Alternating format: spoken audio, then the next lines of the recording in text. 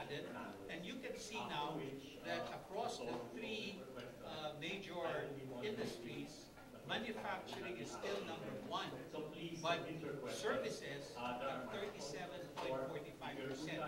But services really as a sector is growing, and it is now contributing 33.36% of total, and then retail wholesale would be 29.19%.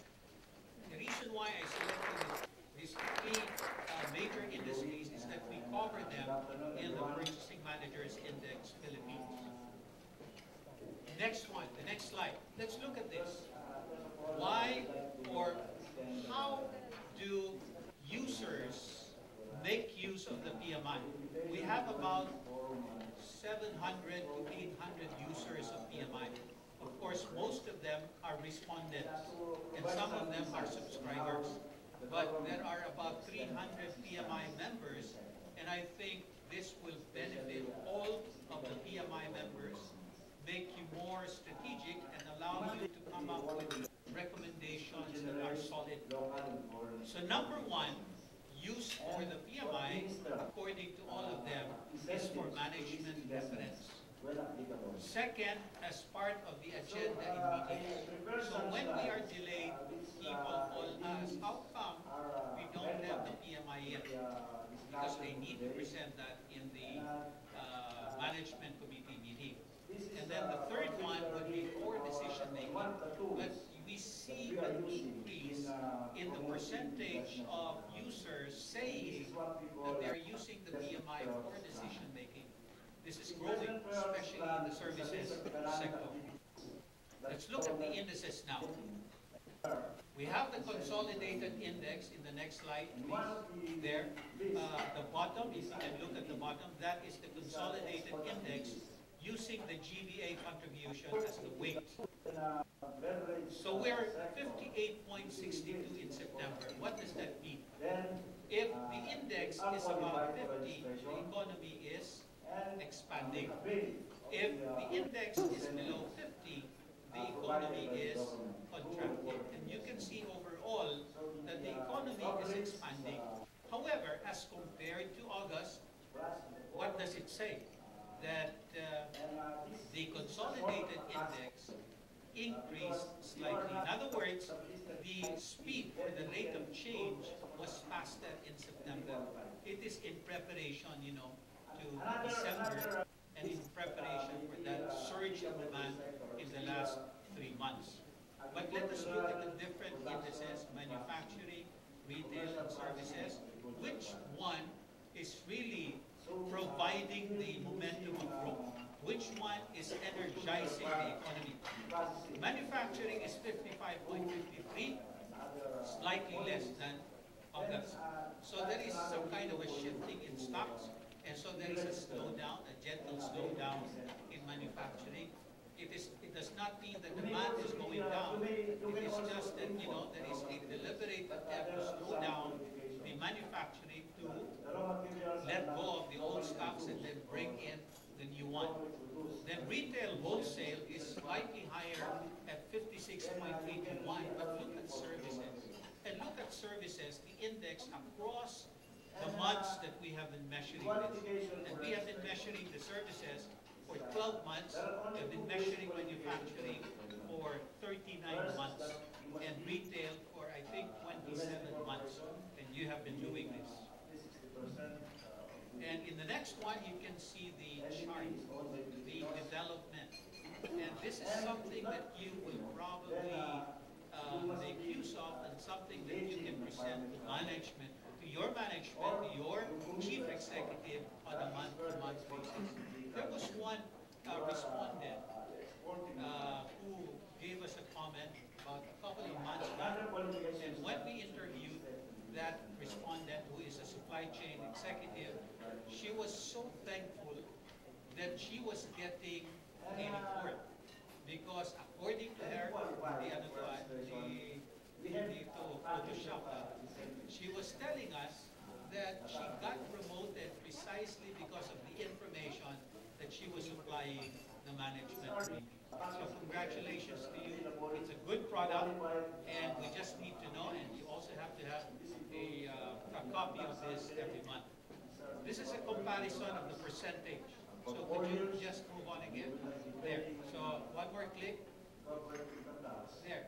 So services has the most responses for up, and this is the reason why the index is high, because it is based on their comments or the responses for up, same or down for the 5 variables. So it's a very simple survey that we can finish in 1 week and can present to you a few days after. Next, manufacturing has the most responses for same. So that tells you manufacturing, they keep it constant. But there is something else very revealing that I will show you later. Next one, please. Manufacturing has the most responses for down, while services has the least, telling you that most of the services companies are really doing pretty well, expanding and growing. And so, if you look at the total picture, we are really benefiting from the surge of activities in the services sector. Next slide, please. So we'll just skip that. I'd like to show you the results for Asia, and I think that would be more than enough. The rest, perhaps, I can show you later or in another occasion. Asia, China, and this is being done by HSBC in collaboration with Marquis, French consulting company. What do you see? What is the index? It's 49.9. If it is below 50, what does it mean? The economy is contracting. Japan, you know, 49.3, so it's contracting. This is September versus August. Taiwan, really down, 44.5. India, it's steady, 50.4. Even South Korea is down, 47.5. And then Russia is steady at 50. That's a growth threshold. The next slide, please. Saudi Arabia, in the news lately, 54.5, so growing, expanding. Turkey, expanding slightly at 51.5. In United Arab Emirates, 52.1. Let me see if we have Asia. We have some other countries in Eurozone. The next slide, please. And we know that some countries here are in trouble. Ireland, 47.3. Poland, 50.2. Spain, 43.7. Czech Republic is 52.3. Italy is 48.3. You can see that there are problems globally. And the question that I usually ask if I'm being interviewed by reporters is, how will that development impact on the Philippines? So that's difficult to answer. The next slide. France is 48.2. Germany is steady, 50.3, and United Kingdom is 51.1. So these are some of the insights and findings that you can get from the Purchasing Managers Index. And now you can see whether the Philippines is really being affected by this global condition by way of the Purchasing Managers Index. And if you look at the analysis of the North America PMI, the UK PMI, across the years that they have been doing this, the PMI has been predicting the GDP quarter every quarter. And yet you get the results, you get the findings every month. Way ahead of the GDP. We don't have to wait for the results of the GDP to be released by government, because you already have an indication of what is happening in the economy. And I like to tell this kind of a story. 2008, when the economy in the Philippines started going down, you predicted that by way of the PMI. And so the government was saying, in a denial mode, no, we're not regressing, we're not going down. Just hold on, and we will keep on supporting you. And yet, we knew at that time that the economy was going down. Then, when it hit rock bottom, you again made a revelation or a discovery that the economy started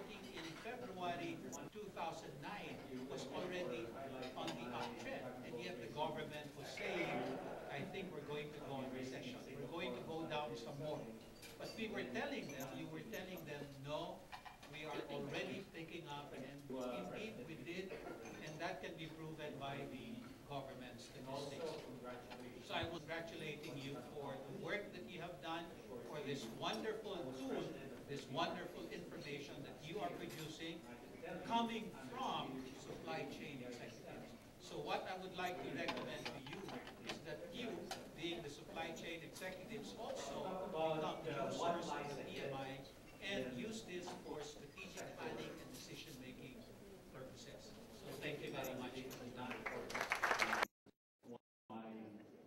Two of my interests. So if we roll on the next slide, I will be answering two questions. Why do we have to look ahead? And then how do we look ahead? So the first one, let me show you some findings presented by IDFA, Smart IDFA. Organizations good demand forecasting average 15% less inventory. So if you're wondering why we have to do demand planning, this is one reason. 17% higher order fulfillment, 35% shorter cash-to-cash cycle times, and 1/10 as many stockouts. So those are some of the reasons we're looking ahead. Now, these are some findings in the study done by McKinsey in their global survey in 2010. What challenges that organizations face the last 3 years, and the kind of challenges that they expect to face in the next 5 years. So the last 3 years, you can see the top 5 challenges. Number 1, volatility of customer demand. In the next 5 years, number 1 would be increasing pressure from global competition. We're becoming a global economy, and so this is now the number 1 challenge among CEOs around the world. And I think that even in the Philippines, this will be a challenge that all CEOs, all companies in the food sector will have to face. Now, these are the priorities of CEOs on the uptrend, talking about what lies ahead. Number 1 would be improving customer service. President Ricky was telling us about the importance of clients, the importance of customers, and true enough, even among supply chain practitioners, even among CEOs, you can see that the number 1 priority now in the next 5 years would be improving customer service. Number 2, getting products or services to market faster. Number 3, reducing carbon footprint. And number 4, improving the quality of products or the quality of service.